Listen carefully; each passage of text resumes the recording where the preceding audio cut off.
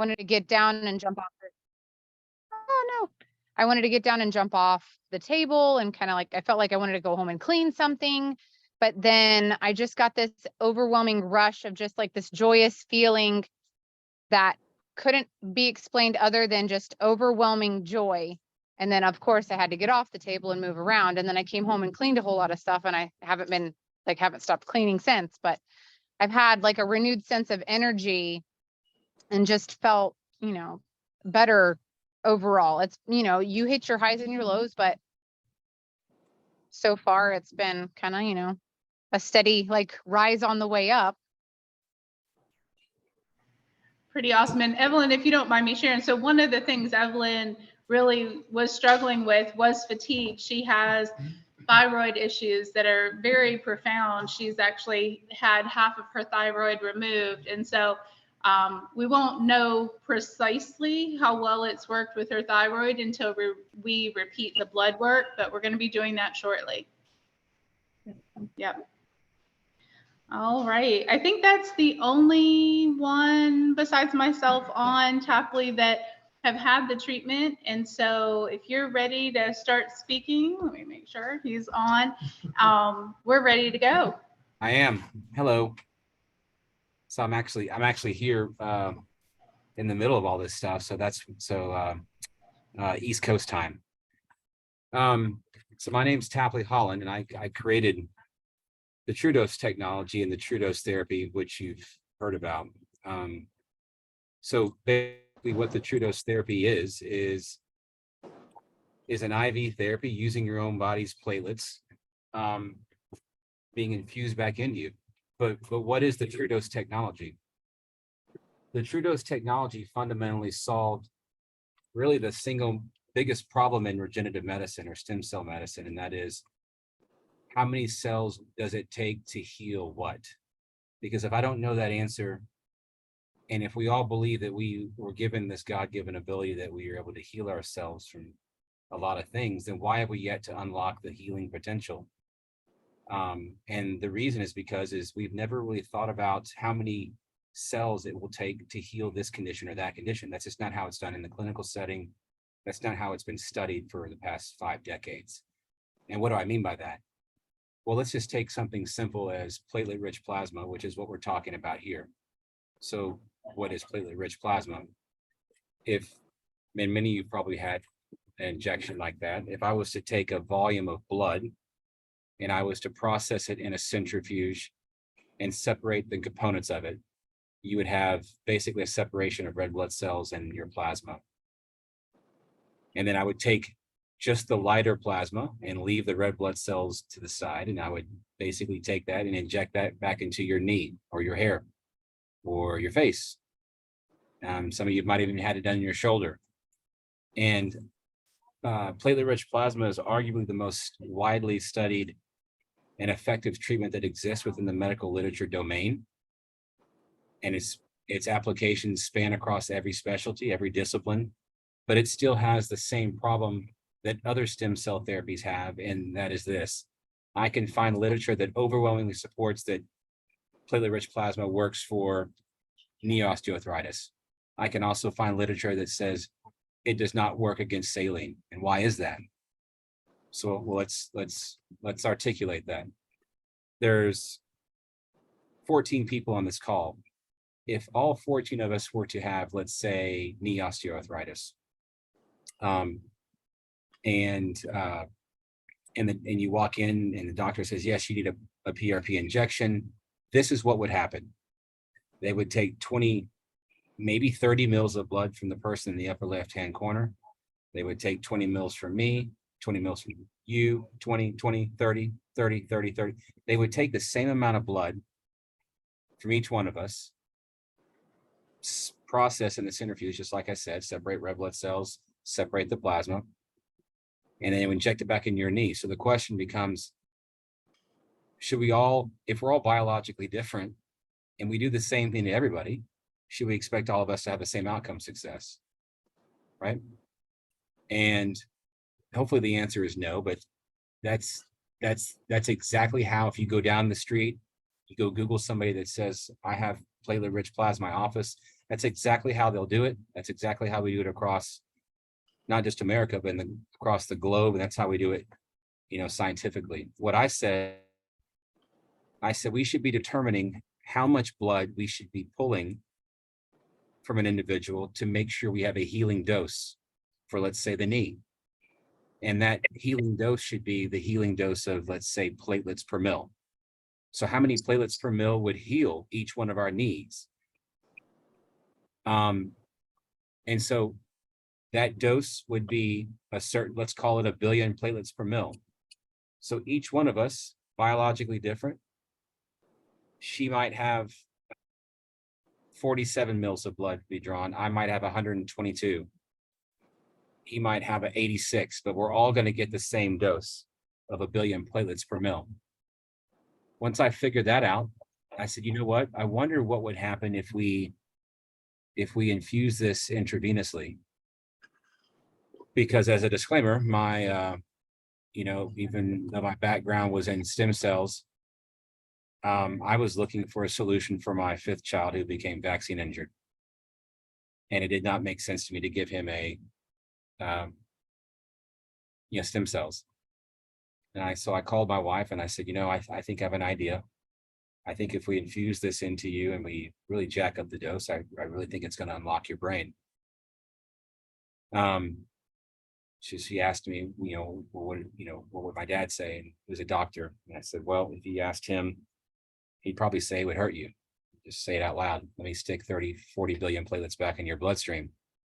See what would happen, right? But it did not make sense to me. To the degree they say it's bad for you, it's probably good for you. But I had to give him all the literature as to why this would not, spontaneously hurt his daughter. And then we tried it on her. And then in the next morning, it did exactly what I thought it would do. It unlocked her brain. All these things started happening in her body. Her vision got better. The tinnitus in her ear went away. She had stress incontinence from having 5 kids that went away within 2 weeks. It did all these detoxing things that I didn't know at the time, but it did all of these things that were kind of unexplainable. And then we did it to my 2nd child, who was patient number 2.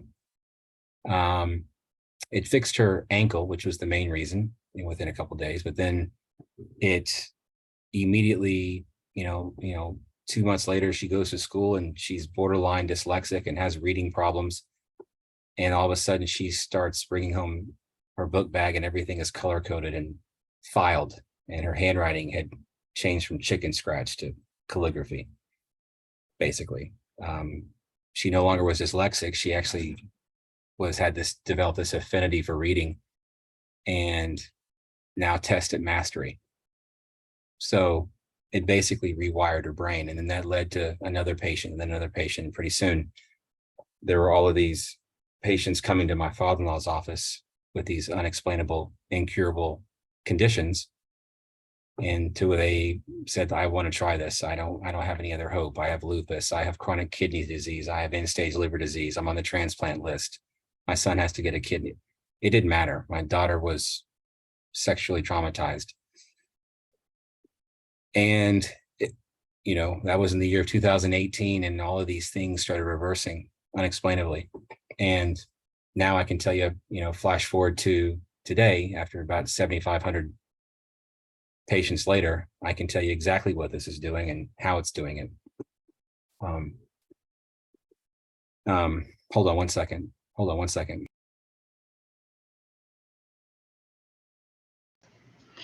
So when he said we're in the middle of this right now, like he's actually at a clinic where they're doing this treatment right now. I see your gloves on, Tapley. So when you say you're in the middle of it, you really are in the middle of it. I mean, we're here.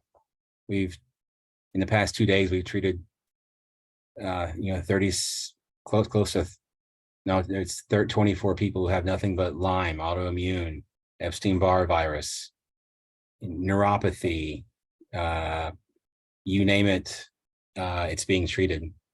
And so the question is how? Well, how does this work? I understand dosing. I understand, this is a regenerative therapy, but how is this doing it? How my blood is You're taking blood from me, you're processing it, you're putting it back in, and the technology is going to tell me how much, because we're going to test you with, a finger stick of your blood.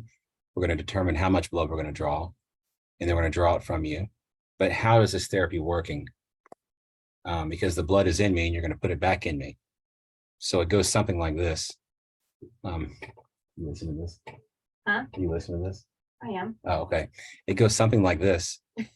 When we have these conditions, let's call it autoimmune mystery disease. These are conditions that have accumulated over time. And if I was going to share my screen, my internet. But basically, our body goes through a sequential order of events and how it repairs itself. Think of it like a circle. And it's a circular event that it means to enter into and to exit out of as it repairs things. Even as you're sitting here right now in this room, or you're on this Zoom call, it's activated and it's doing its thing. The same thing with your immune system. And so it goes through the sequential order of things that it goes to repair or clear things out of our body. And it's a process our body doesn't deviate from for any circumstance. But if at each stage, it has to have certain things satisfied for it to go on to the next event. And if it doesn't, the body does not let it go on. So if you have if you're stuck at stage 2, the body will basically create this feedback loop where it's stuck, because it's not going to let you progress to stage 3 and on to stage 4 and 5. If you're in your immune system, the same way, there's a virus that you just simply can't clear. So what happens is your body has to coexist with these unresolved repairs, these unresolved immune things that you cannot clear. And you start just stacking them over the course of your lifetime. Okay. Or you're maybe a kid, like the example, like my son who had a vaccine injury, and he was not accumulated over time. He was immediately thrusted from here to this point over here. And he got to the same point of basically chronic disease, the same way somebody would basically accumulate it over 40 or 50 years. At either point, as we accumulate these things, our body is balanced, our platelets are trying to balance these activities of repair and immune defense. And at some point, your body says, I can't prune away any function anymore at the cell level, at the organ level. I can't turn off any more thyroids, pancreas. I can't turn off anything more. You have forced me to do this. Your body will tip into defense, and it will stop repairing itself. And it will devote all its resources toward defending itself, because that's nature's oldest law. And so when that happens, you're basically at a point of slipping into neurological decline. And it looks like this: brain fog, fatigue, fine motor loss, memory. That's what that tipping point looks like. And so it's a result of all those unresolved repairs, unresolved immune clearances. So when you take the blood out of the body and you process it at the right dose and you put it back in, the fact that you're taking the blood out of your body and it's not in its environment being stimulated, and you put it back in, what's happening is it's being reset. Its ability to recognize priority of repair and priority of immune clearance is being reset. So it can take a systemic look at it when it goes back into your body and says, okay, I know what I did here, but I'm no longer coexisting. I got to go fix this thing. I got to go repair that thing. And for each person, it's going to be a little bit different. But medications can't do that, because they're going to try to say, I'm trying to fix that. And to fix that, I'm going to cause every other thing to be altered by me, metabolizing this drug. But your body doing it, you're allowing it to work it out in the order and the way that it actually chose to actually turn you off. Because if you allow it to turn it back on in the same order it turned you back off, then you don't flip the breakers. You don't flip the system. You don't overload the system. And what happens is that you basically start exiting out of these feedback loops, these unresolved repairs, these unresolved immune clearances. And literally, you are resetting and restoring yourself just like you would restore a computer back before you had the virus. So to summarize that, that the technology is going to determine, it's going to test you, and from your a little bit of your blood, how much blood to draw. The condition you have will be dose specific, and those are things that my software has figured out and learned. And that dose will be, dependent. The hair dose is different than the Lyme dose. The knee dose is different than the lupus dose, and so forth and so on. And depending on what you have, will be dose specific. And if you did this therapy IV, you're going to allow this to go back in and reset things and resolve things that are unresolved. And basically, that's how you're going to start reversing yourself metabolically backwards. So I'll stop right there and open it up for questions.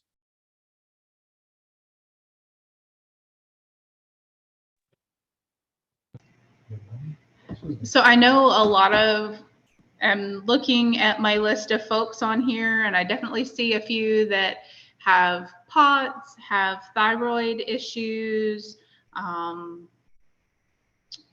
PTSD, a lot of chronic autoimmune conditions. So I know you spoke about it, but can you talk a little bit more about how the body backs itself out of those autoimmune conditions? How it does? Yeah, specifically with like when more than one autoimmune condition is present. So like a Hashimoto's thyroiditis and maybe some chronic pain, fibromyalgia. If you think about it, for one, let's take two people who have fibromyalgia right here. Okay, now let's reverse their period back to when the original event triggered this cascade to kind of fall. This is not something that happened in your 20s or 30s. This is something that's been accumulated over a lifetime. So for one person in their teens, they may have got, I don't know, Crohn's disease. For another person, they may have gotten, early stage chronic fatigue syndrome. One person may have gotten Lyme. The other person had Epstein-Barr. Then you had, insulin resistance. So each person is getting things along the way. And what they have is going to be a little bit different because at each given time, your body is trying to regulate everything and to maintain balance of everything. Okay. And if something, medication we take, so the foods we eat is going to alter that every time we do something to it. And at some point, the body starts to say, okay, well, I can kind of turn this function off a little bit. But if I have one more thing happen to you, I'm gonna have to turn you off completely because I can't have you operate, below a certain level of function. The body's not going to sit here and keep weaning you down from 100% all the way down to the thyroid is operating at 1%. It is going to shut you down, way before that. Kind of like pruning fruit on a tree. You prune the smaller fruit so all the energy can go to the larger fruit. The body works the same way. So it'll just prune it and develop workarounds. So for one person, it's going to be a series of this conditions. For the other person's going to be a series of these conditions, but you get to here at the end of a certain point in their life, and they both have fibromyalgia. They both have symptoms of the same thing, but their blood work is completely normal, and they have all these things are dysfunctional. And that's kind of what it looks like. And you can't figure out if it's autoimmunity or autoinflammatory. But all of these, but what is clear is that if you are autoimmune and whether you have thyroid condition, you may want that to get better. But the body might say, listen, I know the thyroid is a problem. I know the pancreas is a problem. I'm the one who turned it off. Let's not go get thyroid medicine, because if you do that, it's like, the body's going to say, I got to turn these 5 things back on before I want to turn the thyroid back on. You start giving me thyroid medicine, you're going to cause me to recalibrate, redo all these other things, and cause me other problems. So, but if you let me do it in the order in which I want to do it, because I'm the only one who knows the order in which I turn things off, then I'll fix this thing eventually. And that's kind of how you reverse yourself out of it. I have a question. So I have chronic back pain, and it's the L5 and the SI joint, and it's constantly not being able to sit or to stand or to lie down. It's been going on for 2 years. What is your success rate on chronic low back pain? The question would be is, do you sleep? Not so much. So if you don't sleep, that's kind of, if the pain was purely mechanical, okay, then, you would be able to sleep. But if you have a low back pain, a knee pain, a shoulder pain, but you don't sleep, it's no longer mechanical, it's now systemic. So what is the success of that? I want to say it's very high, because everybody comes in here is not here, but everybody who gets treated is they're in some sort of pain. Right. Many people are in physical pain, a lot of people are in emotional pain, and many people are in the both. Well, specifically in my case, it's this low back pain that I've been dealing with for 2 years now. And I guess I'm really just asking you about that, as far as, how many people have you treated and it has been successful with that kind of chronic, severe pain, where it's osteoporosis, stenosis, and things like that, when it comes to the low back area, specifically the L5 joint and the SI joint. Yeah, because that's the reason why. I mean, the short answer is a lot. And what's the success? I would say it's greater than 80%. I don't have the top of my head specifically for back pain, but that's why I asked you the question. Is it a mechanical thing, or is it a systemic thing? Because what I'm trying to say is, many people walk into the office, they complain about knee pain, but the knee has nothing to do with it. It's just the problem they walked in complaining about that day. The actual problems causing the knee pain is something that's unrelated to the knee. And, for example, Lyme, you walk in with knee pain, but you ask them, do you sleep? And it's like, no, I don't. Then it's a good indicator. It could be Lyme, not early stage osteoarthritis. Right. Well, I had an MRI, and it was specifically, a bone on bone situation and stuff like that, where, and stenosis, the narrowing of the, I guess, whatever, and sciatica and stuff like that. So it's kind of a mess. So I wanted to see if I was a candidate for that, and how many times would I have to have treatment, and are the treatments painful when you're putting the plasma back in, and how long does it take? I know it's a loaded question, but I'm trying to get it in there. You got it in there. There's two ways you can look at this. Number one, the simplest answer might be is like, if you do injections along your long back muscles, that's going to make your back erect, and that's going to that could alleviate your lower back pain. There's plenty of studies on that. The second thing is that, because I asked you if you sleep, it leads me to believe that it's something that's not mechanical. The third way to answer, and you would get the IV treatment. The third way to answer that is that, most people have these types of issues. It's like, let's get the IV treatment. Let's clear out a bunch of things that we don't know are there, that we might not be causing it, or that they could be causing it. And then if the back still hurts, then you go right where the pain is, in your case. And for other people who have, let's say, Lyme disease, it's a completely different answer. But for your specific case, it could be 2 treatments. Okay. When she's finished, I have a question. Go ahead, Jessica. Go for it. Okay, thanks. So I've been dealing with a bunch of stuff for probably 20 years. So I was in the military. I served in 2 different wars. I suffer from basically everything you've ever seen for PTSD stuff. Have Hashimoto's. I have chronic rhinosinusitis from the burn pits. I have basically every autoimmune scenario that you could ever ask for. And then when I got home from the war, I had a really bad car accident. So I've had 16 surgeries from that. Most everything I suffer from is like joint pain related, plus fibromyalgia. And then all the other things I mentioned. I can't breathe through my nose clearly. I've already had the surgery for chronic rhinosinusitis about 7 years ago, but it didn't really help at all. I know obviously for mine, it's a little bit of all over the place. In terms of, sorry, 1 second.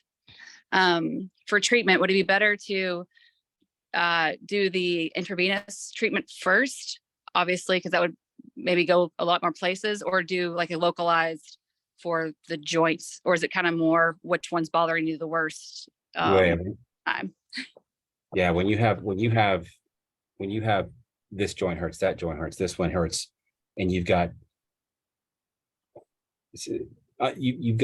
more than just. I'm just going to take a guess, and you have more than just, say, physical pain.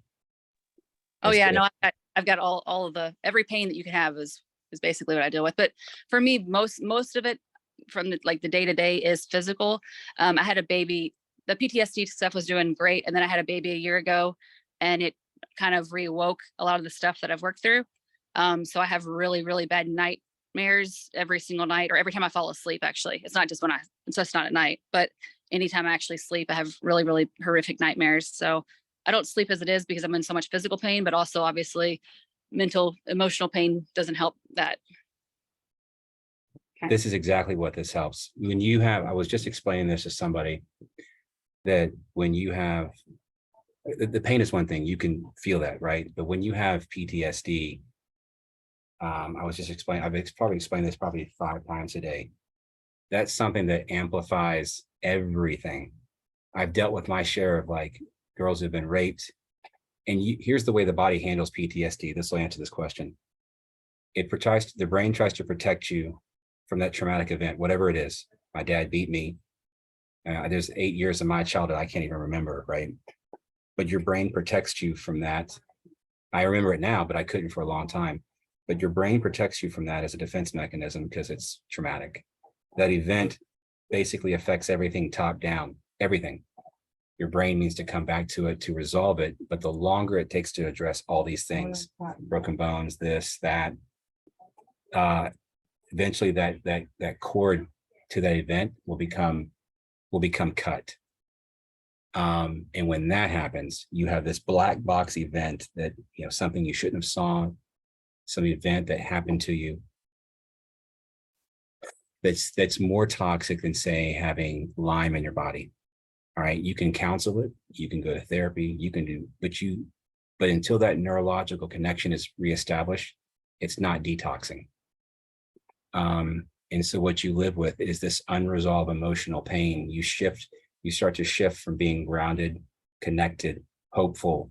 You can feel love, to anger, to resentment, and then you shift over to hopelessness, depression, into disconnection. And that's kind of like the bell curve. And when you're over here, you can muscle through it day to day, but it's still there. And that affects your health, your ability to exit out of these unresolved repairs, these unresolved immune clearances. You can't, that is going to inhibit you from exiting. Kind of like what the woman said earlier, she experiences great joy.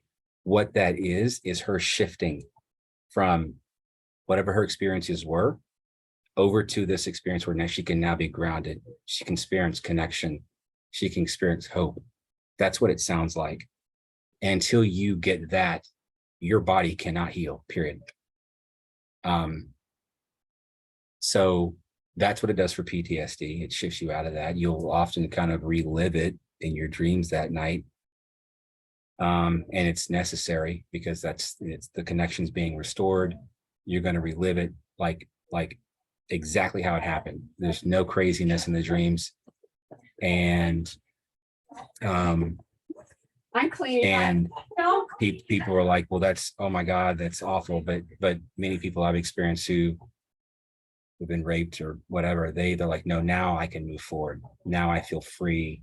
I feel alive. So, and then the body starts healing. So that's kind of how it works. Okay, thank you. I hope that answered it. No, it does. It does. So but in your opinion, you would do the intravenous one first, is that correct? I would, yeah, because you have something there that's kind of deep, that you can't measure. And until you do, it's not going to exit you out of these loops. Yeah, that would be nice. I have a question. Go for it. So I have severe postural orthostatic tachycardia syndrome. I've been treated by specialists since I was 14 when I was diagnosed. I'm almost 25 now.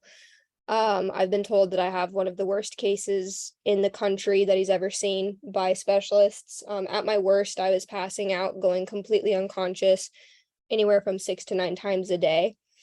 Because my resting heart rate when I wake up out of bed is about 130, and my standing is anywhere from 180 to as high as 211.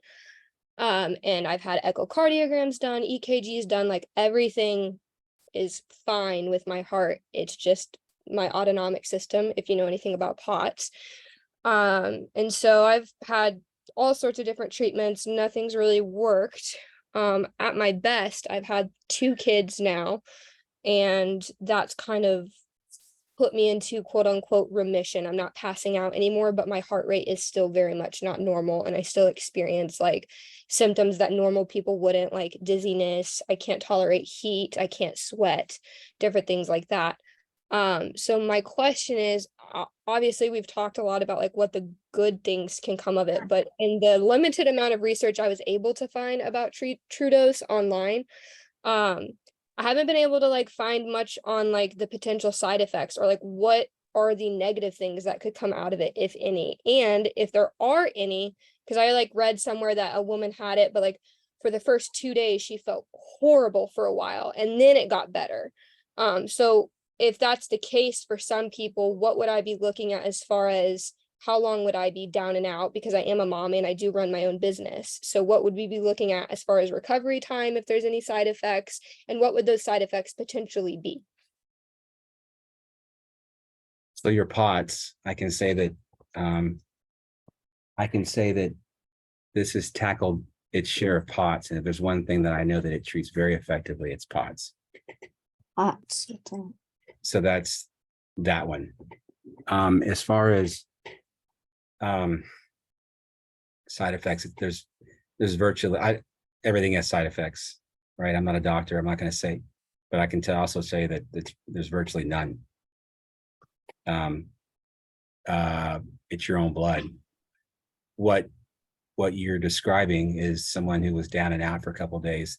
That is someone whose body has not been primed by, look, I'll call it integrative medicine.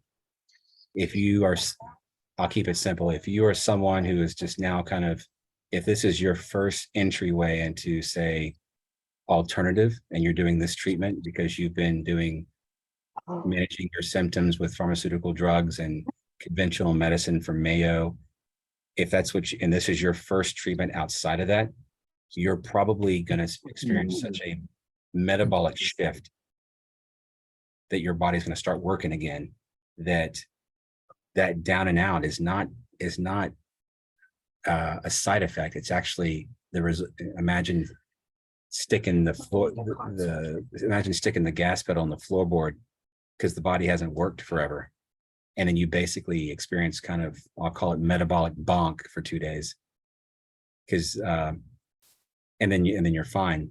But if you have been doing integrative work, if you have been seeing someone like Joanne and you're doing a lot of the nutritional stuff and the detoxing, then your body has already kind of been primed for something like this. So it doesn't experience such a metabolic shift. And you wouldn't theoretically possibly experience. I think one of the things where he's alluding to, Hannah, would be maybe doing an IV infusion. If it tells us to draw out 120 mLs of blood from you, that may be a big volume of fluid to remove. And the volume that goes back is always much, much smaller.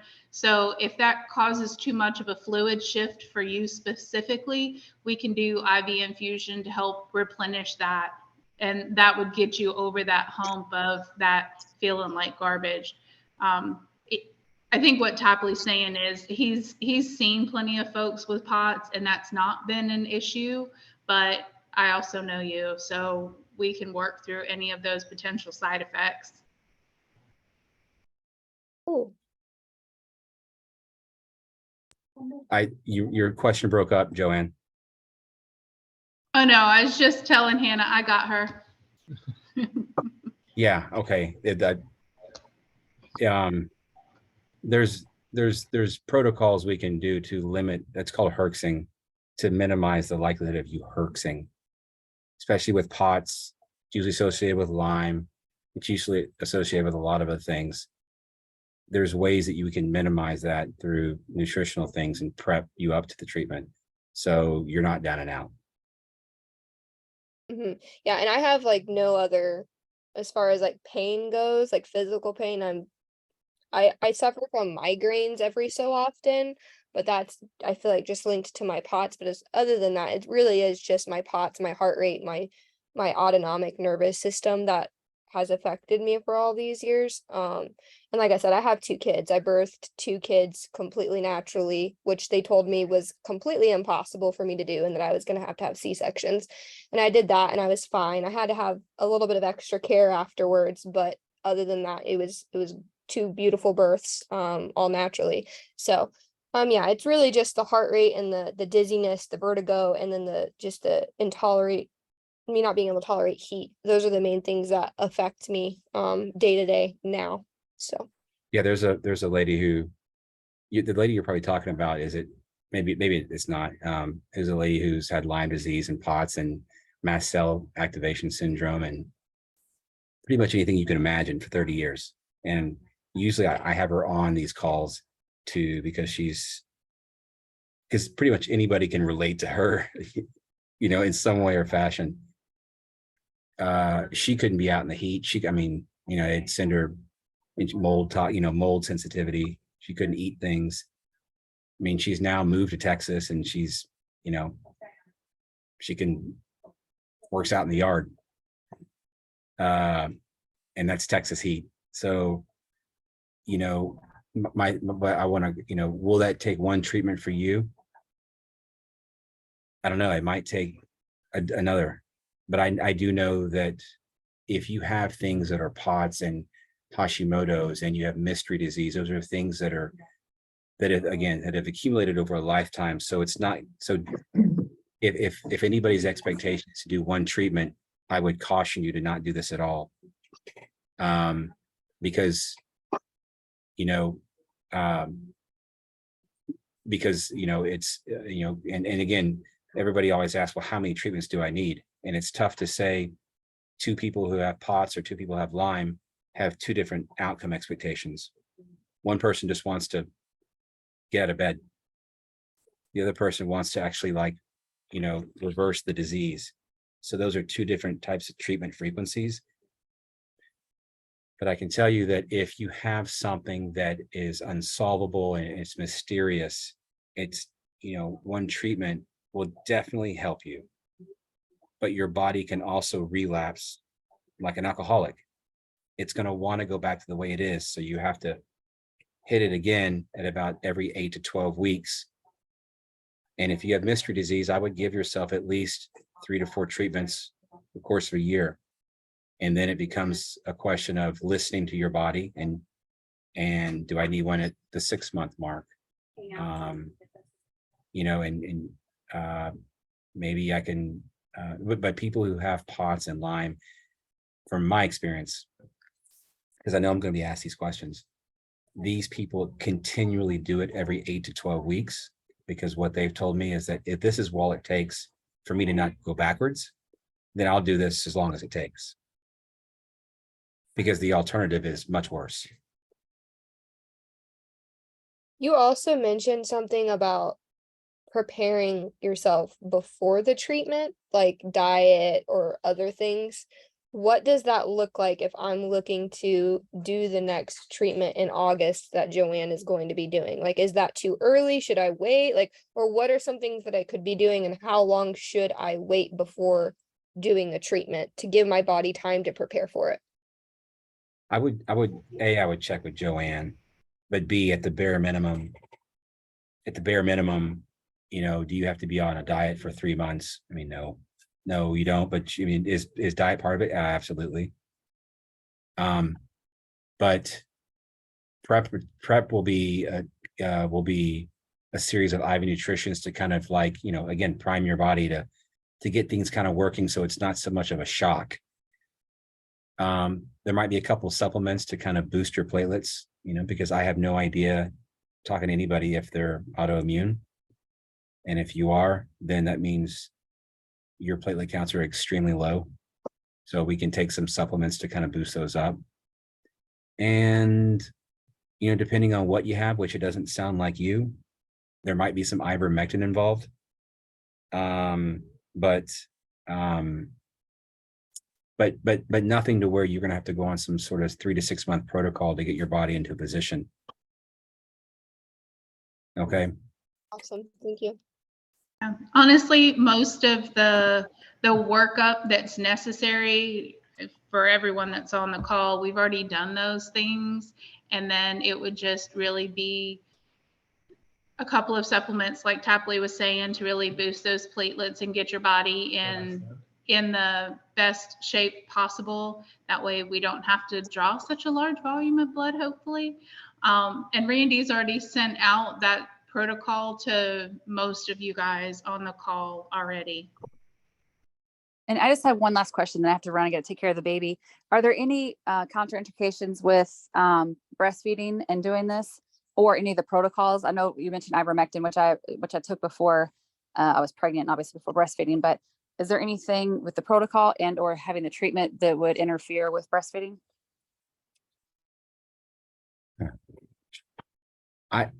This is the first time I've been asked this question. But if you think about it, okay. I just had this discussion with a mom, you know, earlier this morning. If you think about it, all the genetic material and immunity that you're giving to the little kid is coming from you. And their little genetic material is very malleable. So, you know, that's why kids come out of the womb with peanut allergies when they have never even had peanut before. My son had an allergy to milk and he's never even had it.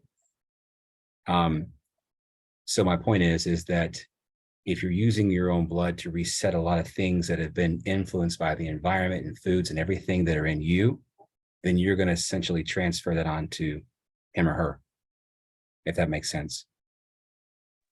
Sure. And then what about the protocol? I guess ivermectin is the only thing that I think is probably not a good idea. And we have alternatives. So on the form that Randy sent, the black seed cumin oil is on there as an alternative to the ivermectin, and that is completely safe in breastfeeding. It actually boosts milk production. Okay, thanks, Joanne. Hi, my name's Hannah Murray, I am. and I've had depression ever since I can remember. Since my first memories, I've had depression, and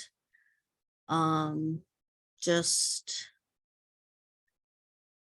there's times now in my life where I just feel like I could handle any physical problem, but I just can't handle the brain fog and the depression and the lack of motivation and all the things that go with that. So I know that I'm positive that can help with this. I have no doubts, but I just wanted your input on that. Yes, that's what I was talking about earlier when we actually have a name for it. It's called the shift. I'll even, her name is Sharon. She's 78. She lives up in the Northwest, and I've got a video over on my phone. And she came into the office for chronic fatigue and possible Lyme. When she got the when she got the treatment, as it was going into her, I saw the shift. The other people in the clinic didn't, because they didn't know what it looked like, but I saw it. And so I immediately started talking about, how we go from, hopeful to hopelessness, and that thing that I talked about earlier. And Right. I was basically preparing her, and I was setting the stage for me to kind of talk about the shift. Before I could even get to to say the shift, she just unloads and starts crying. And she says, I'm 78 years old. And this is the first time I don't feel like I want to kill myself. Oh, wow. And Yeah. it paralyzed everybody in the room. And, and she says, I have it right here. She said, this is the first time where I feel like, I can see you. I can see my husband. And she wasn't talking about her vision getting better. Right. She was talking about, I'm able to, I can, there's not this white noise of depression and PTSD that's clouding her ability to connect. Yeah. And the only way she could describe is, I can see him. I can, she said, I now feel like I can love him. She goes, and then she was kind of pressed. Well, what do you mean you can see him? She's like, well, I know yesterday that I did not want to be here. And look at her husband. He's just bawling his eyes out, because he's like, yeah, yesterday she tried to take her life. And she's like, and today I don't feel like that. Right now, I don't feel like that. That's encouraging. And that's Yeah. Hopelessness to hope. That's such a biggie. 'Cause so much of my life, I just feel hopeless about so many different things.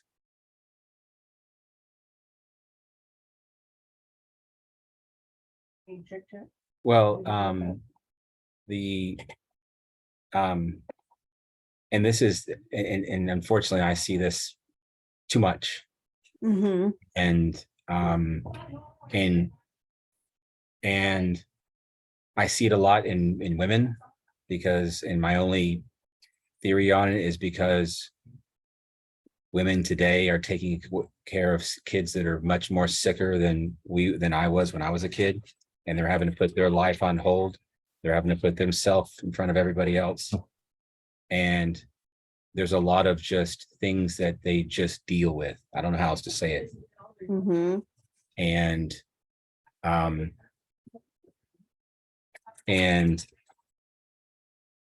you cannot muscle through that. You cannot. Right. You can't bear down. You can't just push through it. Eventually, it just overwhelms you and it overcomes you. And what the treatment does is it basically makes you submit to it. I don't know how else to say it. And kind of like the one, everyone said earlier, there's this overwhelming joy that overcomes you. And that is the shift. Wow. That's amazing. Well, thank you for giving us hope.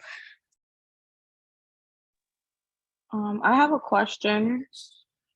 Yeah. So my, can you hear me? Yes. Sorry. Okay.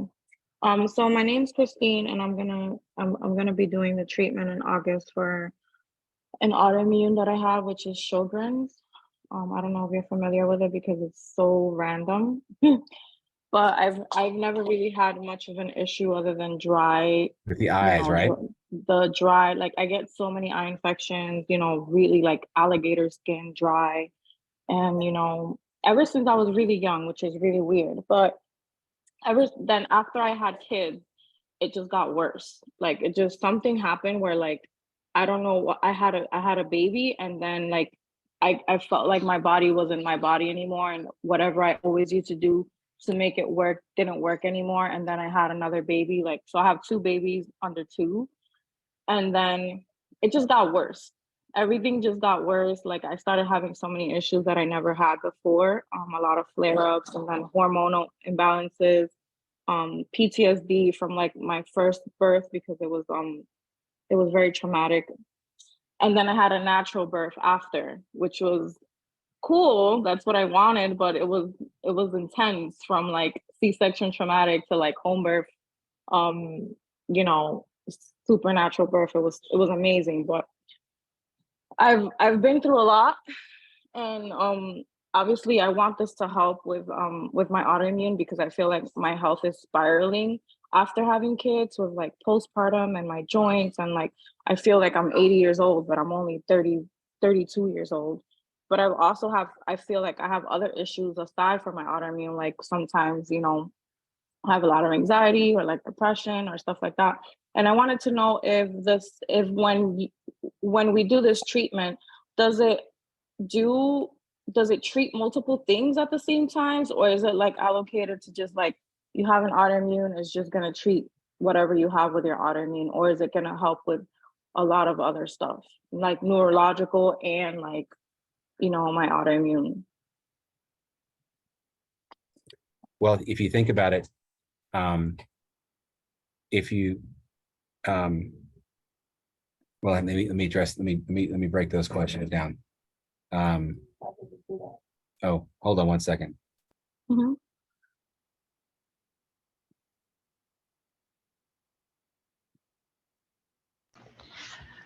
So while he's Sorry. If you think about it, you just described what I was just talking to a mother here earlier today, and she had 4 kids, and I'm like, think about it. Every time that you had a child, you're giving them your immune system. You're at your weakest point, which makes you opportunistic for anything that's viral or bacterial living inside you.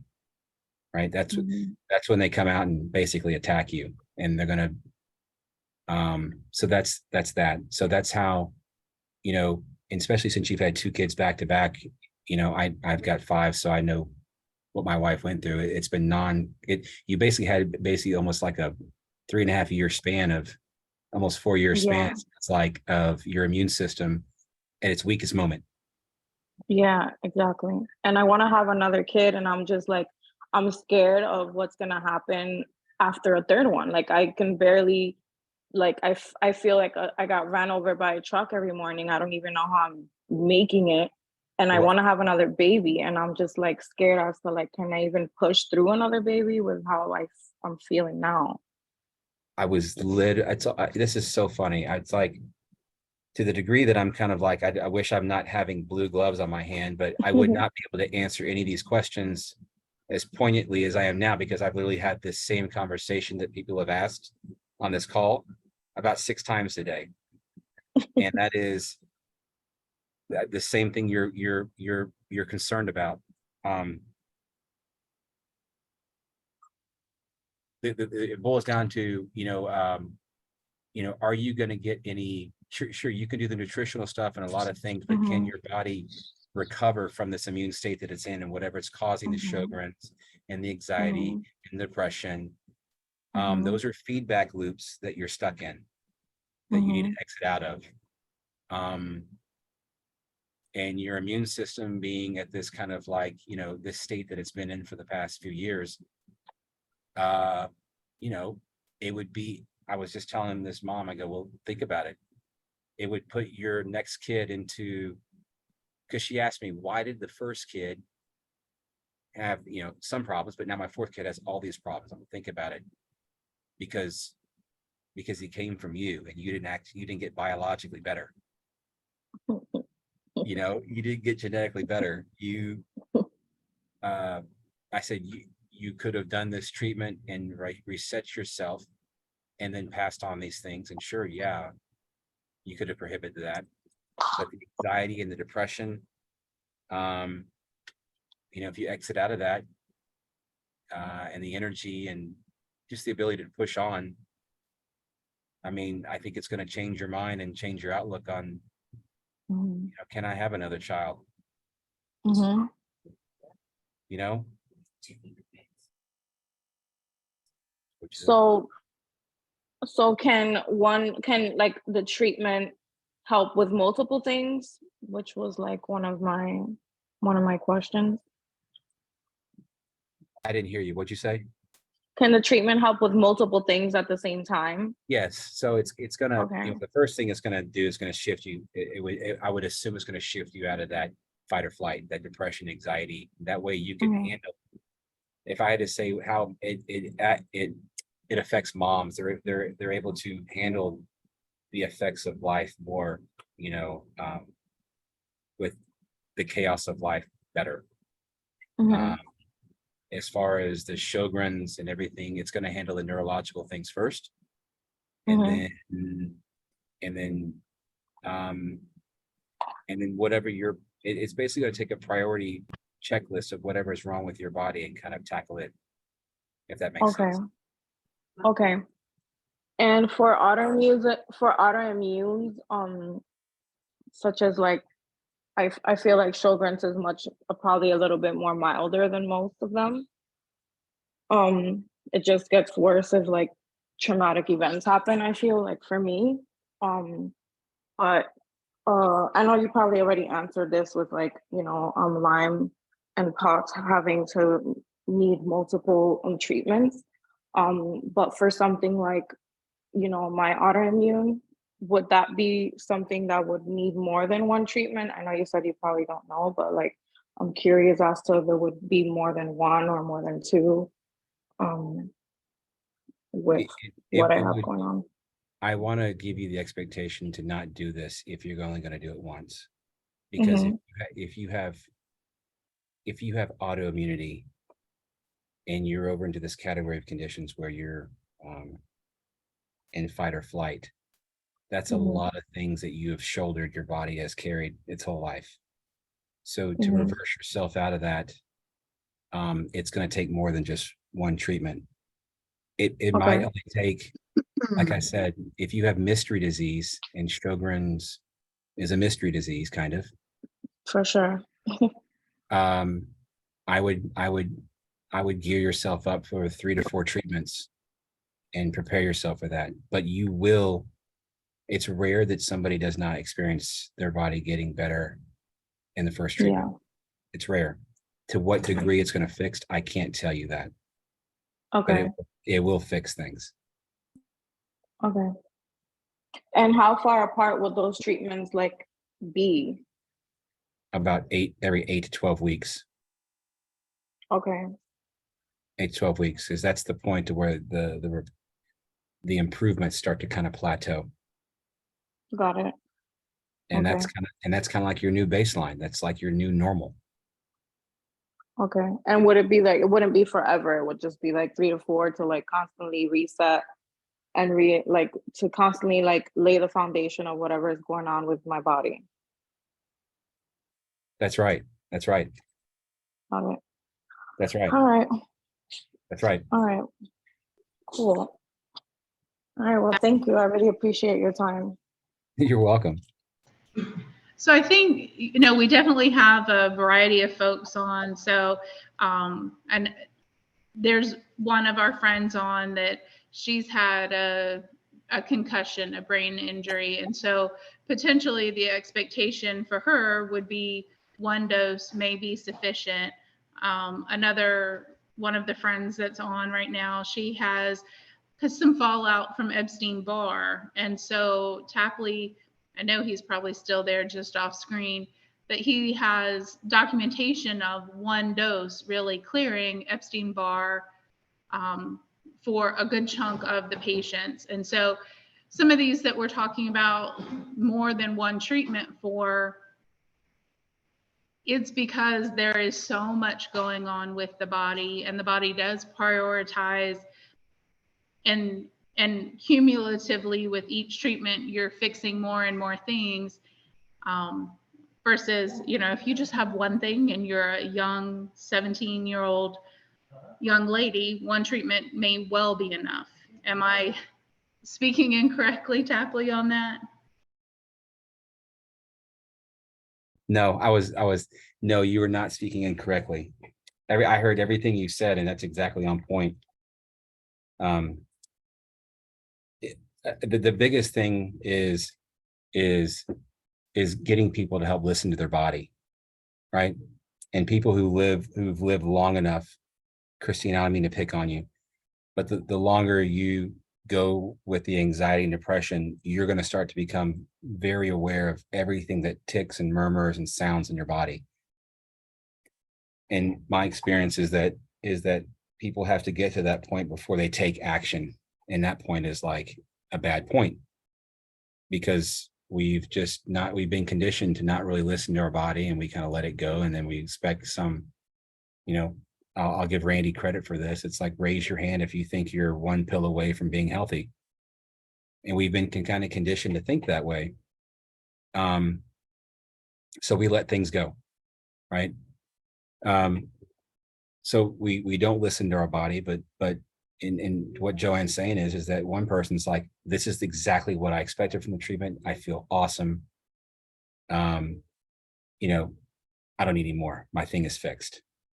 That's one person's expectation. Another person's like, I'm going to do this. There was a lady today that she walked in, she had everything, and she has everything. And she went home today and she started herxing, and she knew, and herxing is like getting the flu and feeling kind of sick. And she called up here and says, I just want to give you guys a good note. I'm herxing. Now, one person might consider that a side effect, but she considers that's exactly what I wanted. That's exactly what I was looking for, because to me, that's progress. And she's like, I'm gonna do this till I beat it. That was her mindset. But she's also someone who knows exactly how her body ticks, and it works because she's been dealing with this Lyme condition for 40 years. So, like Joanne said, for one person, it might be the one treatment. But again, in my experience, when you have mystery disease and what it's like to live with it, the pain, not what it causes you personally, but the fallout that your family, the things you had to give up, the life you could have lived, all those sacrifices that are, my experience, people tell me that, like, if this is all it takes and all I have to pay to make sure that I don't go backwards, I'll do this as long as it takes. And that's with people with mystery disease.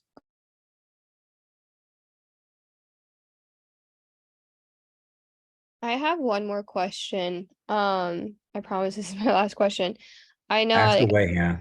I seem like I'm a skeptic, which I am, but back to the side effect question too, just because I have had so many like negative experiences with the traditional pharmaceutical treatments that I've undergone through cardiologists and neurologists and everything, because I really have been like a mystery case to all of them. I obviously do not handle any sort of blood loss well. And so I guess my biggest and my husband's biggest concern going into this, because it is taking blood out, if I did start feeling negative side effects during that process, what would that look like? Would the treatment stop? Would we I guess have you ever had anyone react negatively and you've had to stop the treatment? Has anyone ever had anything like that happen before? And what did that look like? What was the protocol with that? I mean, every now and then you run into somebody who they get too much blood taken out and they pass out. Mhm. But as far as it affecting the insides of your body, nothing like that. The worst thing that I can tell you that's going to happen is, again, that Herx reaction, which is what I just described. This is, and you could very well experience that, Hannah, because of what POTS is associated with. Then again, you're also going to get on the nutritional stuff and the stuff beforehand to prep your body to minimize the likelihood of that. But that is the only kind of reaction that can potentially happen, is your body basically going from not working to working. And when it goes from that to that, it's like, it feels like the flu. It feels like it's such a polar shift that, you just got to be, as long as you're prepared for it and aware of it, then you know that that is a positive and not a negative. Absolutely. Awesome. Thank you. The other thing is, if we have any suspicion that somebody might pass out, because some people just do when they have blood drawn in general, we go ahead and lay you down. And that way, if you pass out, Hannah, I'm just going to keep going and you'll just sleep through it. Good to know. This is why I love you. You're going to get the treatment. We're going to take care of you, but we'll minimize all those things ahead of time for sure. I think Janet had a question. Go ahead, Janet.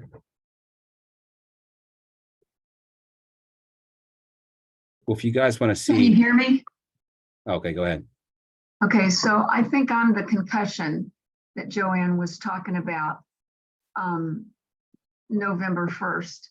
And I'm so much better. I'm also 72. But then I had an endoscopy on April 24th, and my throat has not been the same since. And I've had 2 barium scans, one with a speech pathologist. I've had a CT scan, and they just keep saying it's deeper than what I can see. That's what the ENT told me. The gastroenterologist that did the endoscopy never asked me to come back so that he could check my throat. So my ENT sent me to a different gastro, and I mean, I'm not the worst in the world, but I can't sing. I'm not a singer, but I do like to sing. And I believe I'm on my way to better, but April 24th was a long time ago for an endoscopy to still, not be right. You've been- So go ahead. No, I would say you're there's a lot of trauma to your vocal cords and your airway because of the endoscopy. Am I hearing you right? Yes. I'll answer it this way. I have a he's my best friend from college, and his mom came in because she came in for foot pain. Then she starts talking and says that she has, Hashimoto's, and she's taking blood pressure medication, and she takes all this kind of stuff. Then she tells me she has vocal cord damage because she had a thyroidectomy 30 years ago. I'm like, oh, okay. Well, we're not going to inject your foot anymore. We're going to do the IV treatment because now you are systemic. So not only did her foot get better, but then she, and again, I don't want to say this happens to everybody, but there's a good likelihood that it will happen to you, is that all of a sudden she went from speaking like she had a robot, and now she speaks normal, she breathes normal. And the complications from having a thyroidectomy, that's one of the classic kind of complications, is neurological, impairment, and it fixed it. That happened 30 years ago. And did she need to repeat treatments? I know you hate that question.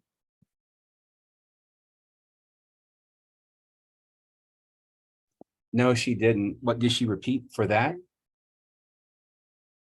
It for her, it fixed her foot. It got her off blood pressure medications that she'd been taking for 20 years, and it fixed a thyroid problem that happened 30 years ago. To be honest, that had to be a long time. But those were her expectations. She didn't have Lyme disease or Epstein-Barr, or, she didn't have a lot of these things that POTS. She had a specific thing that was wrong with her, and it happened to fix all these other things on one treatment.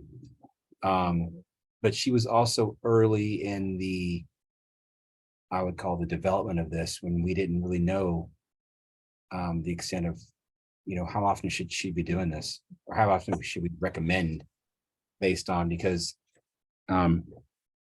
So that was in 2019. But she's the first thing that came off the top of my head. That's like, yeah, this can help you. Can I ask one more question for my cousin? Could Sure. I? Okay, she has MAC disease. Have you ever heard of that?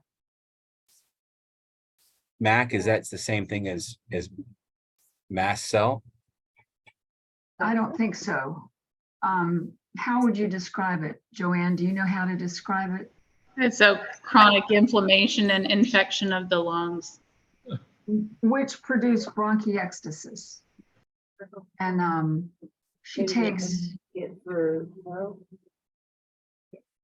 Yes. she takes, I just saw it, MAC disease for the lung, right? yeah. Yeah, it's pretty bad. And she wondered if it would have any effect on reversing the damage of bronchiectasis from MAC disease. Sounds like she'd need more than one, doesn't it? Well, maybe not, but whenever I give people examples, I always like to give them the worst thing I can think of. And this was a guy who was on a ventilator for 80 days after being in from COVID, and they had him in the hospital. I think his oxygen saturation was like at 60 or something. It was something just, he couldn't even get from here to the wall, which is 5 feet away, without taking a stop and a break.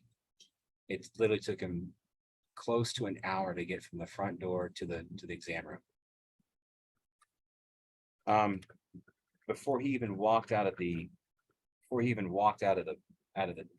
treatment room, he didn't, I had this, his wife looked at me, I looked at his wife, and then we both looked at the doctor, and we're looking at each other. And he didn't realize that he was just going a mile a minute, telling jokes and stories about just random stories. And he wasn't skipping a beat, Anyway, and he didn't lose his breath. And that's something that would probably be way worse than what I just looked up with the MAC disease. okay, thank you. Do you have a question? No, I mean, the only way to really find out is do it. Well, no. I love the way you think, Russell. So Cynthia had a few questions for us, Tapley. So she was asking about Hashimoto's, which you've mentioned before. And so she wanted to know how it helped with Hashimoto's. And then the next part of her issues are hereditary hemochromatosis.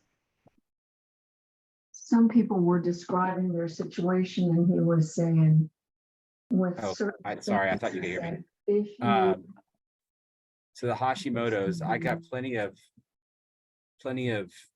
blood data that shows that it normalizes the thyroid.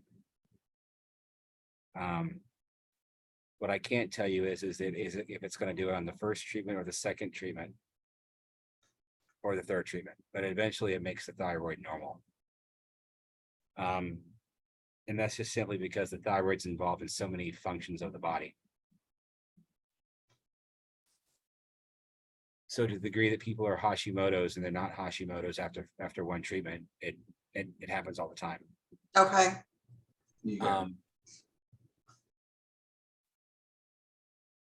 The second one is about the hemochromatosis. It's funny, my mom thinks I have that because she has that. Like, no, I don't. Well, what's odd is I'm the only one in my family that's been officially diagnosed with it. Unfortunately, my dad and both of my brothers passed away before they were ever tested. And then you have my mom, she's 81 years old, and her doctor's like, well, what's the point of testing her?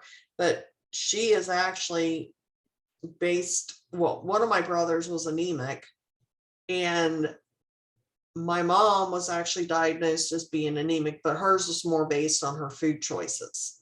So I don't know where I've come up with these genes, but unfortunately, they told me I have hereditary hemochromatosis because I have both genes. Well, my mom has it and I don't have it. So how's that possible, right? Mhm. I mean, I think I even answered this question earlier today and I think we were talking about hemochromatosis. I'm like, how is that possible? Long and the short of it is that, getting hemochromatosis is not like having like, big T, little t in biology and I get blue eyes or I'm super tall.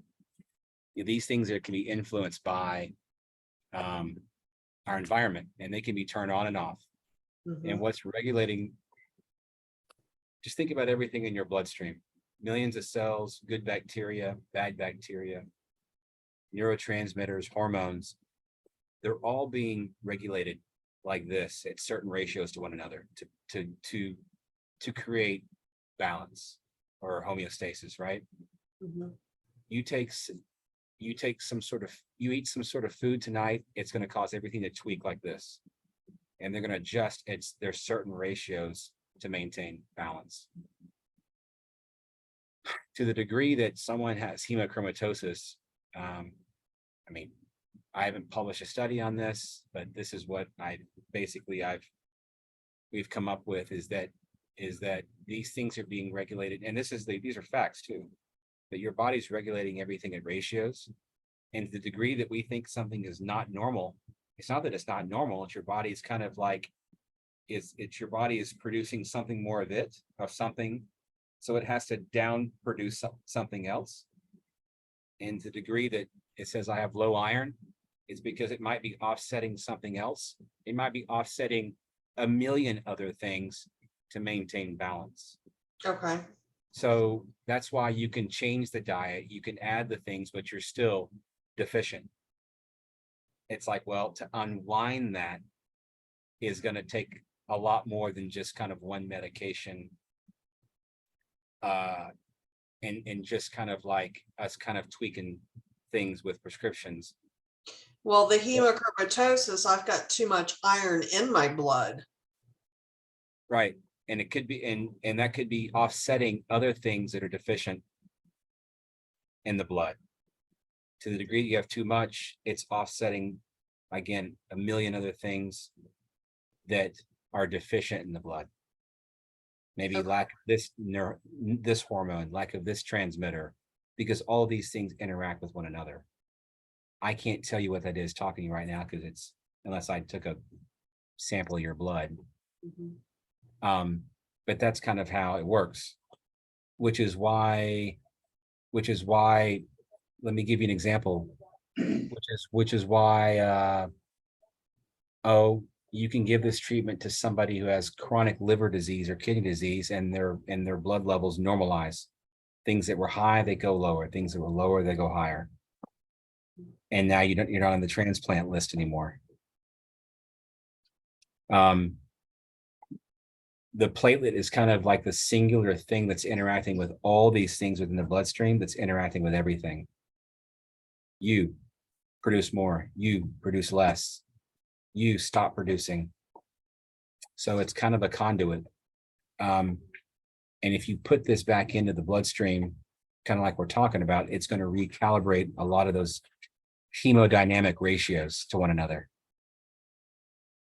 The iron could be one of them. Thyroid is another one. Insulin. Many people stop becoming insulin resistance, and they back off their insulin medication. And if that makes sense.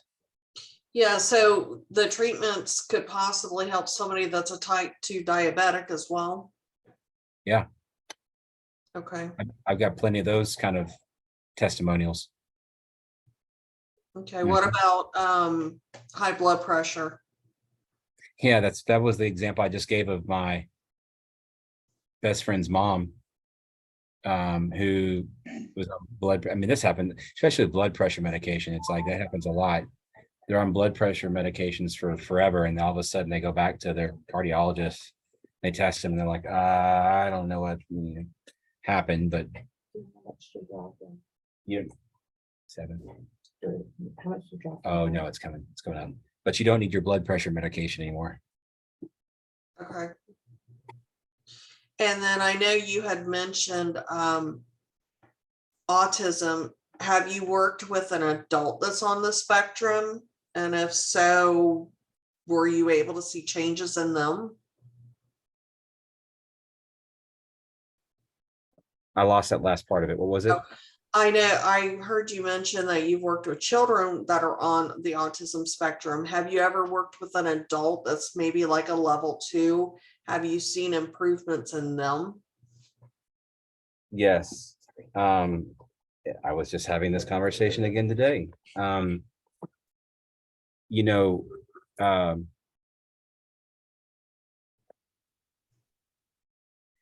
you're asking that question because we've been conditioned to think that, you know, that we're neurologically hardwired and we cannot reverse. And, but the short answer is yes, I've seen this in 52-year-old men who have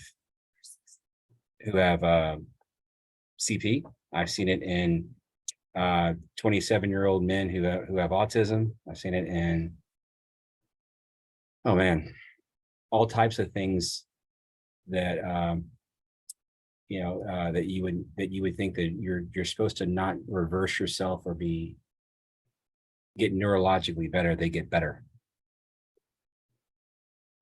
Okay.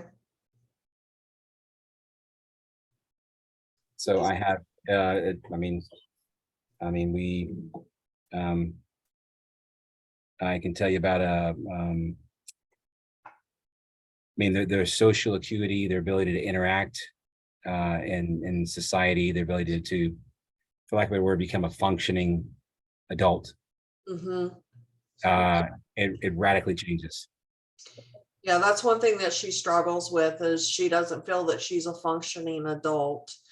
The other thing that she complains about is the brain fog, the memory.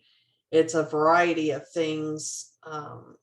And she also has had mono in the past. So basically a lot of the issues that she struggles with, you've touched on, that you've worked with people that you've been able to help with this treatment. Yeah, and those are things that, again, those are I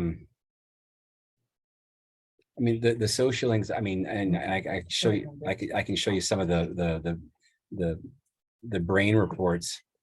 You know, your brain, when it becomes injured, whatever the event was, aspects of it will hyper accelerate, other parts of it will not. Like someone who becomes blind, their hearing becomes heightened, right?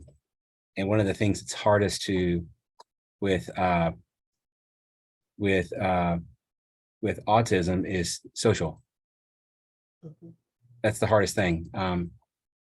Again, the fight or flight, a lot of that was not even, it's your ability to connect.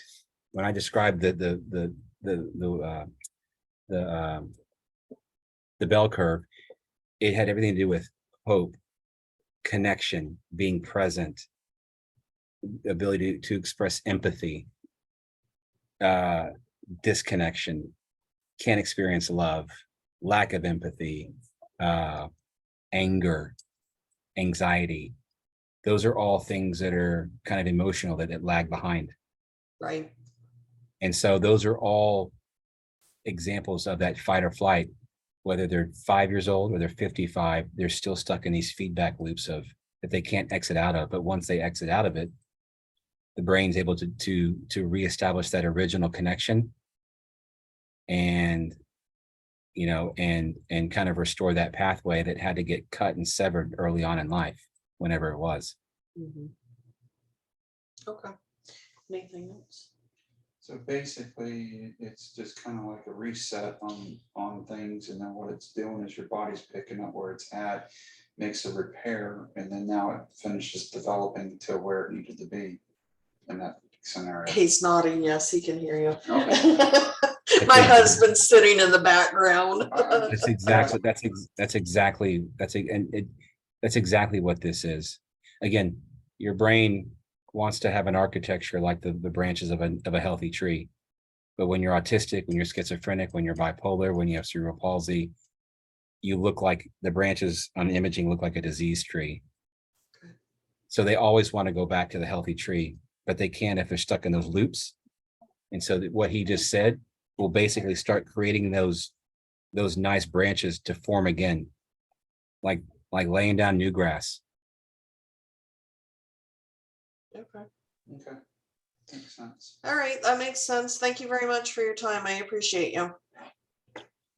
Hi, Hey, I just have one more question. Oh, I'm sorry. Did I interrupt someone? no, you can go ahead. Okay, just one quick question.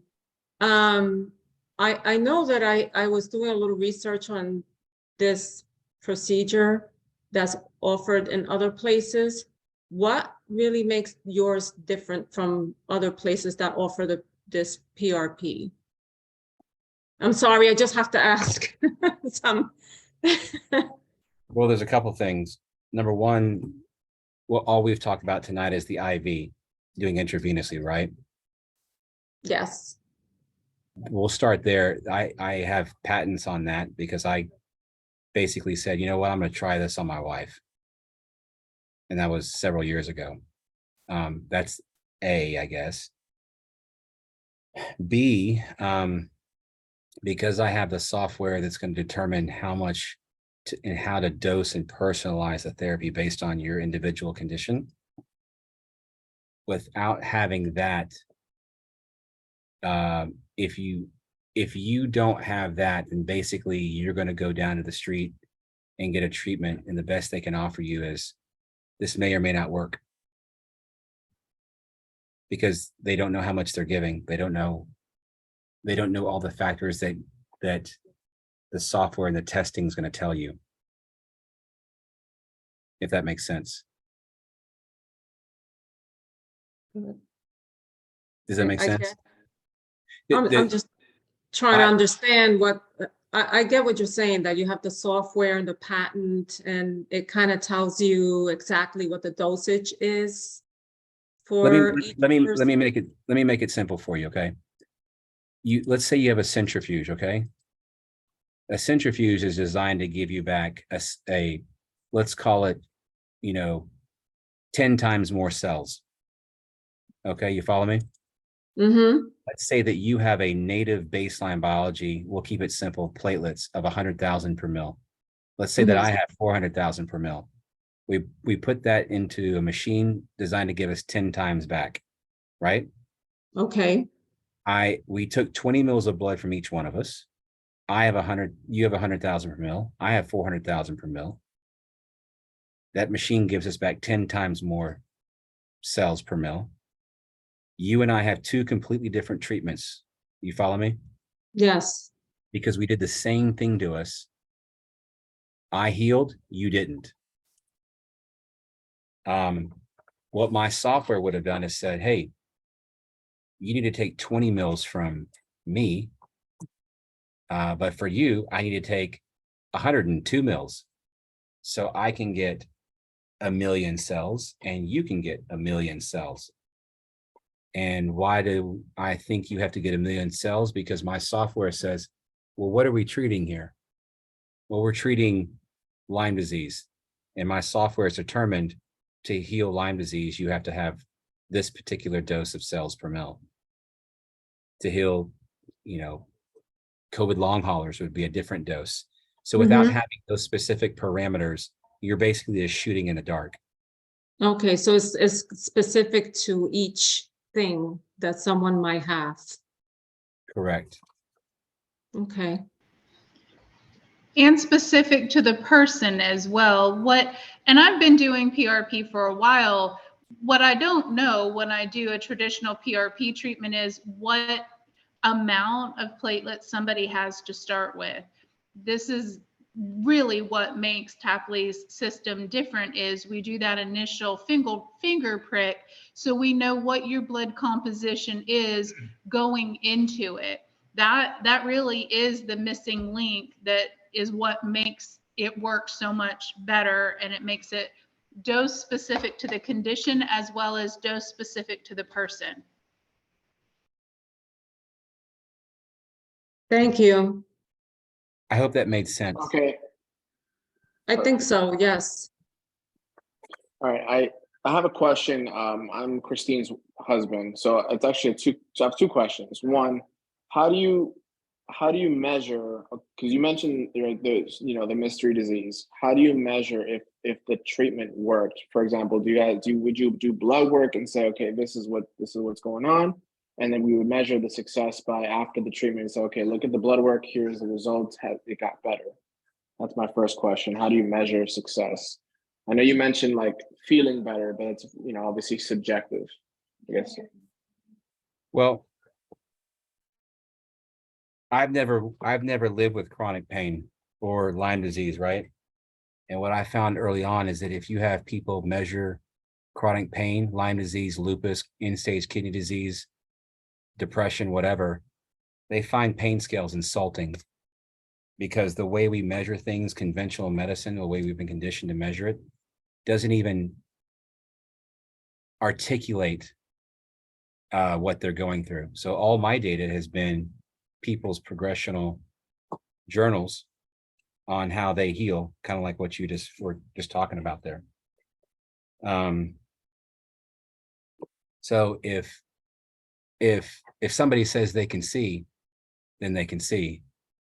Now I do have blood results and brain data, but to me, that's kind of pointless, because if somebody is feeling is going from anxiety and they can tell you, I don't have anxiety right now, or I don't feel suicidal, then those are much more measurable than if you could try to measure it, say conventionally, if that makes sense. That's how we've operated up until this point. In the future, we'll measure it just like how we've measured it, in conventional medicine with pain scales, and that's actually what we're doing right now. Yeah, 3.0 and 3.8.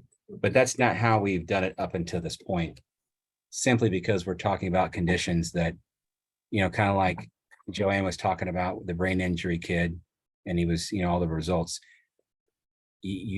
How do you quantify that? Because he's got a irreversible condition. You know what I mean?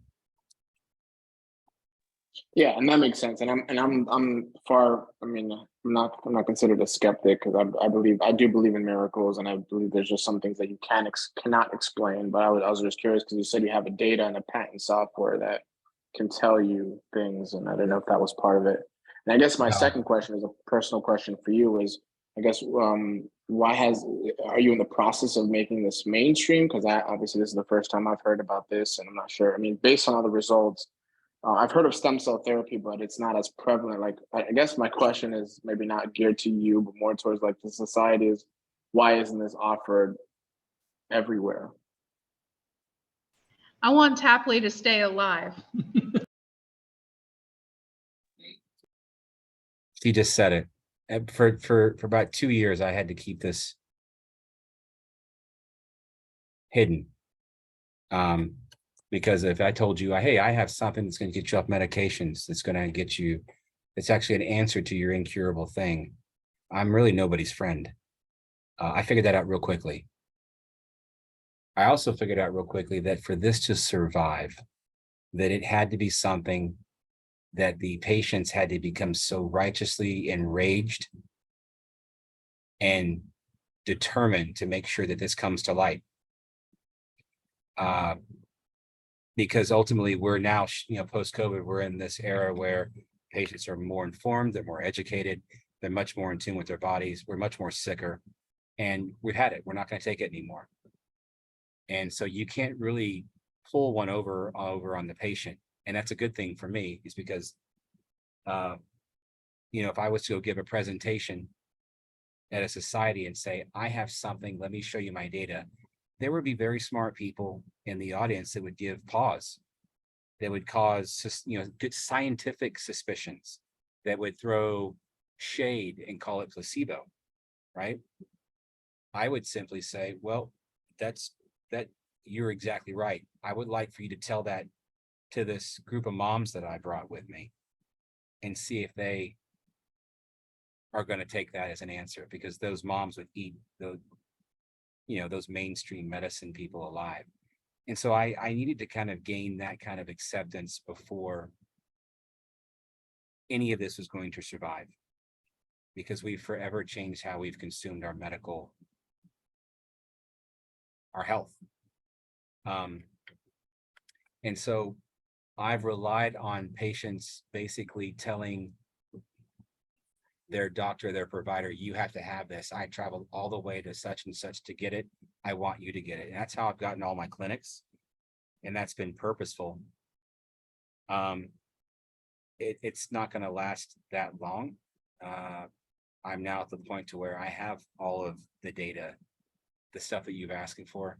I have all that stuff, and I'm going to release it here soon. But I couldn't have done it up to this point because, in my opinion, it would have failed everything. If that makes sense. It does. Well, Thank you. And I think Tapley has shared, and I have spoken with another one of the providers that's in Texas. We're very blessed in Florida that we have an open-minded community. There are doctors in other states that have had to go off the radar because their licenses were in jeopardy for healing patients. And even myself, I've lost my North Carolina license because they don't want people like me practicing medicine. They want systems oriented people. And when you're healing people, when you're using ivermectin to treat COVID and keep people out of the hospital and save lives, you get threatened. And so we're very blessed here, and we're very blessed to have Tapley, but that really is one of the reasons why you don't hear about it in the mainstream, and you probably won't for a while yet, it is a little dangerous for providers. And me. One more question. Ask away. So when you were talking about how to figure the dose based on what the problem is, what if it's me with a concussion and the throat issue from endoscopy? I mean, do we have to pick one? And how do you decide which is more important? We don't. If in your case, what we would give you is kind of like the wellness condition, which is kind of like the catch-all dose, if you will. Yeah. And let the body kind of figure it out. If we knew what you had, then that'd be a different thing. And sometimes people walk in and they have so many, I have POTS, I have Lyme, I have this, I have that. There's no reason to start someplace. You have so many warning lights that are blinking on the dashboard. You need to go in there and to say that we can figure it out would be, reckless, because that's how God designed it. It's an incomprehensible body. Just let it go in there and fix itself out. And then whatever on the second treatment, measure it. And you can say, yep, it fixed the vocal cords. Now your head's not working. Then give it the TBI dose, if that makes sense. Thank you.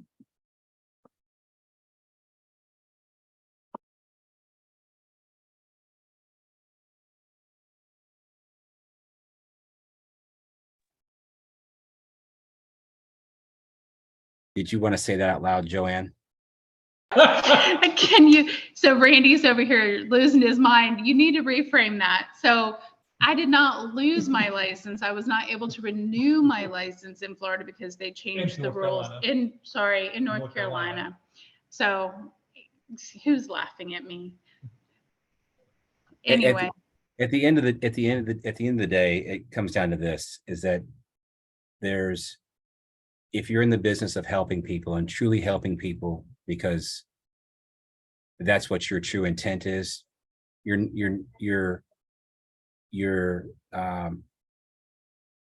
you know, and in this case, the treatment, getting people off the medicate, healing people and educating people how their body works, and people changing their habits and unconditioning people, you know, to think a different way about how they should consume their health, from nutrition to doing treatments like this to eating different foods.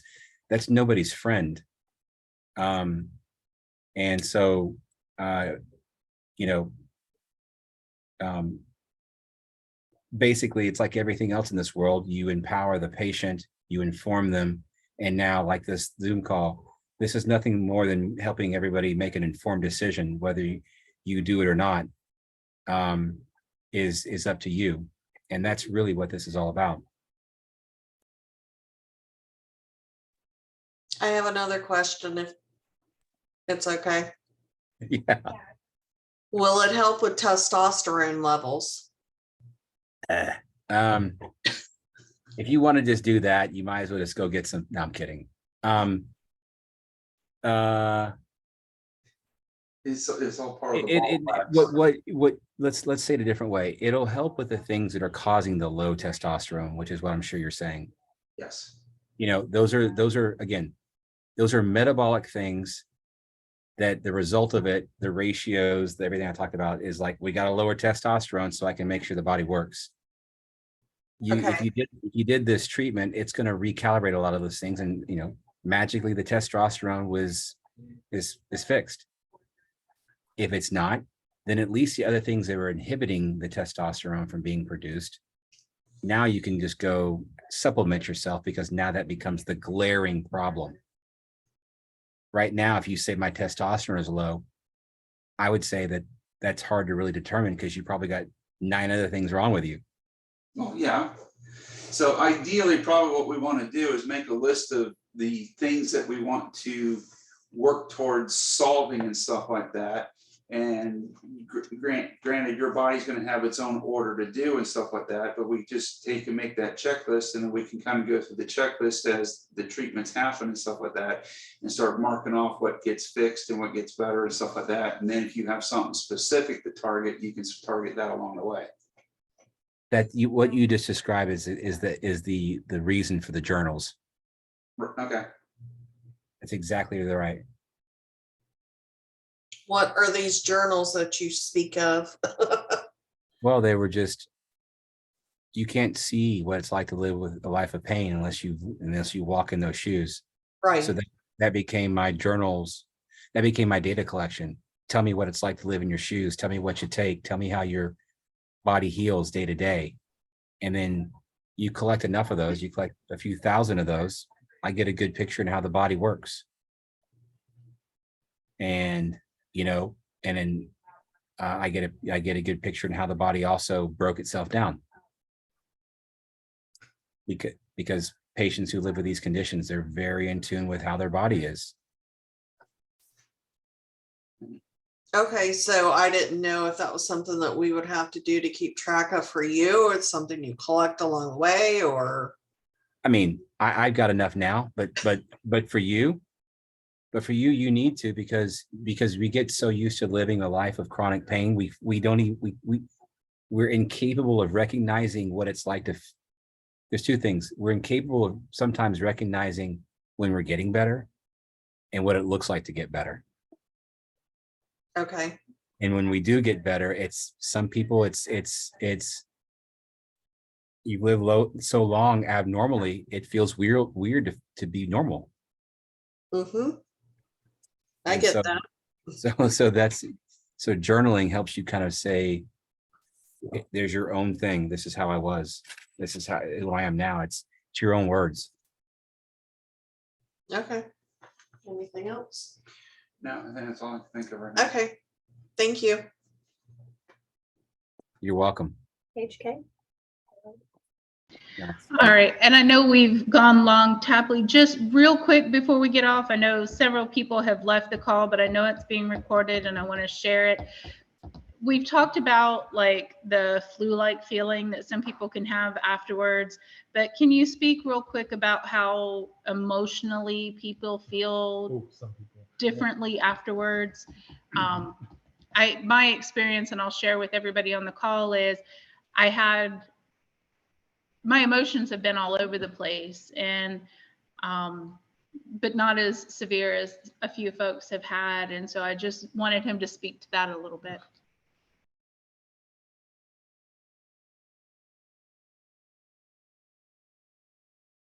Yes, so that's been kind of like the theme of this call is the shift, and that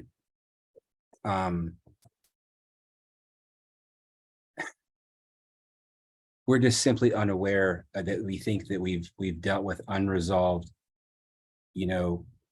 things. And I mean, I'll just say it, our marriage, unresolved things from our childhood, things that we've forgotten about. And to the degree that we think that we've dealt with it, the body, kind of like that old, I think it's a book or maybe it's a saying, the body keeps the score, and it doesn't forget things like what you're talking about. And when you do this treatment and it makes that shift, that PTSD fight or flight shift, the brain has to get rid of it. It is constantly looking to get rid of it somehow. And when that connection is restored, it's going to get rid of it. And I mean, it's hard for me to say what it does to one person to the next, but you can use the same one. Yeah.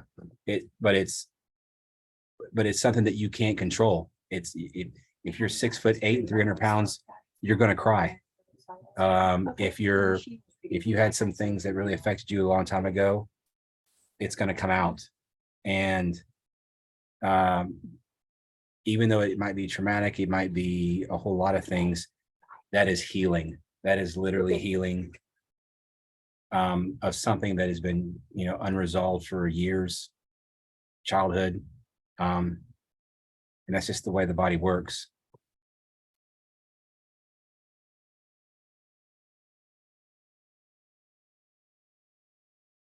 That's not what you want me to say, is it, Joanne? Yes, no, that's accurate. I think just real quick for folks, like my experience was the night after I had treatment, as I was laying down to go to sleep, I had just this vivid memory of my grandparents' home that I basically grew up at. And it was a very pleasant memory. But as I was kind of walking through my grandparents' property, the Lord really reminded me that I never dealt with my grandmother's death. And so that grief that I never had 28 years ago really came forefront. And so I just wanted people to be aware of that. Like it does bring back things. It's not been horrific. It, like he said, you just are able to walk through it. But it just reminds you of things that you kind of thought that you had dealt with, or you forgot that you never dealt with, in my case. You didn't tell me that. Yeah, sorry. Well, that's the shift. I mean, that is, and so, it happens a lot more in women. Now, let me rephrase that. It happens to everybody. I think women are more articulate and can express it better and are aware of it more. Whereas men, we think we can muscle through it, and we don't know what it is until I actually articulate it and say, this is what it probably is. So to anybody who's married to someone, it's going to look like a 6'8", 320-pound guy who doesn't cry. He's going to all of a sudden be driving on the road and just start breaking down in tears. That's the shift of something that he never told you.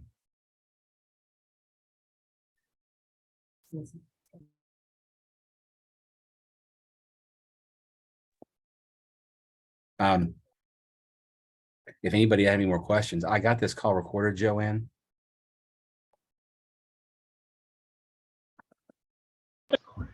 Awesome. Yeah, I appreciate it. I don't know that we have any more questions. If anybody does have any more questions, you guys can reach out to me. If I don't know the answer, then I can get with Tapley and get the answer for you guys. The next treatment date that we have is August the 19th. And most of you that are still on the call, we've shared the information with you. We just would need a $600 deposit for the treatment by the 7th, 10th. Anyway, soon, next Monday. So we can go ahead and get the disposable things ordered ahead of time, so they're there. I think that's all that I have to say. Well, if anybody has anything else, I'm gonna get this recording call, and please reach out to Joanne and I'll answer all your questions. Thank you for being patient while we're treating other patients. Thank you so much, Tapley. And what state are you in? Are you in Texas? Nebraska.